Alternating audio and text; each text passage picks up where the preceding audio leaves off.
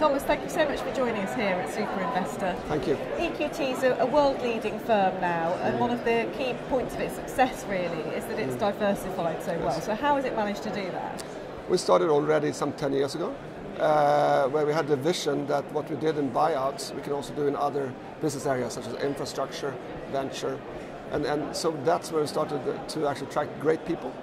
And on the back of that, we started the funds, like infrastructure. Now we're number 3 in the world, but that was a very, very tiny fund 10 years ago. So it's a very deliberate, dedicated effort of expanding our base because we thought we had more to give than only being specialized in big buyouts, where we come from. Where are the greatest challenges laid for you? Actually, my greatest challenges right now is to keep the culture. We're a fast-growing firm, and let's be honest, the only differentiator between us and the others is our culture. And with growth comes more people, and evidently the culture might become diluted. So I'm really a mullah, a religious leader, to safeguard that we have that culture intact. That is my challenge, to safeguard that we breathe and eat and behave the same way we've always done. That's taken us here. And that's crucial in these uncertain times geopolitically and economically too. For sure, for sure. You test the fabric of the firm in the downturns. That's when you really know, the investors will see what firm have they really invested into. You talked there about downturn. There has been speculation that we're coming to the end of a cycle, that 2019 might look quite different. So how do you navigate that? How do you mitigate for it? Yes. The only thing we can do is get prepared. So what we have done, we have renegotiated all our debt agreements. We have prolonged maturities for debt. We have safeguarded that we will not be trapped by any information covenants or other covenants for that matter. So really covenant-light contracts we have today. And also we have this one-pager. All our portfolio companies have this one-pager. When a storm comes, pull the one-pager up. Who are we then going to have at the board? Do we have the right qualification at the management teams to take actions? And also when it comes to budgets, it's a little bit like venture capital investment. You have milestone payments. We're viewing budgets much more like milestones now. Okay, we do this. Can we break it? Does it still work? Let more money go. So much more control and not just the happy-go-lucky, the tide is with us, go, go, go. We're just more restrained and have toll gates in how we behave. So you see there is a definite attitude shift towards looking at where that exposure lies at the moment? I really try to instill that because the biggest enemy is our past success. So I have a lot of colleagues that says why fix what's not broken, and I'm sorry, it will get broken. So get up on your feet and get prepared. So that's really, I'm cracking the whip as hard as I can.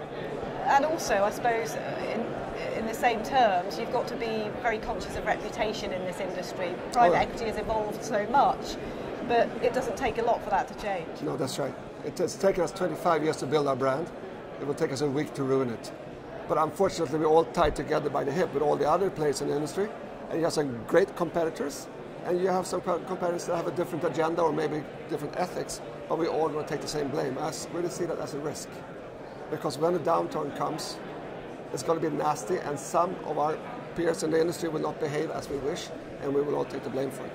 So that's image, but also for returns. If returns aren't as great, that's going to really squeeze private equity too. Yeah, I'm not that concerned about that. Now you're going to hear my arrogance, because I sincerely believe our ownership model is superior to the public ownership model and other ownership models. So change, we can make change happen much quicker and adapt much quicker than anybody else. So we ought to be able to overperform versus the others. May they be 0, we're going to be 5. May they be 5, we're going to be 10% return. We will overperform. I sincerely believe in our model.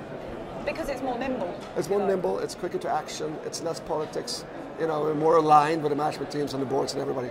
It's just more effective way to run a company. So with all of that in mind, where do you see the greatest opportunities lying now? Is it certain sectors, certain geographies? Yeah, I really like telecoms and fiber. We're actually one of the largest fiber owners in the world. People don't know that, but it's fantastic because connectivity is just going to increase in importance. No matter high tide, low tide, that's just the place to be. And it's very capital intensive, and we have to know the industry inside out, and we have competitors which are very much focused on dividends to shareholders. I love it. That's the kind of game we like to play, no matter high tide, low tide. So that's a good place. Healthcare, evidently that's going to be a lot of change.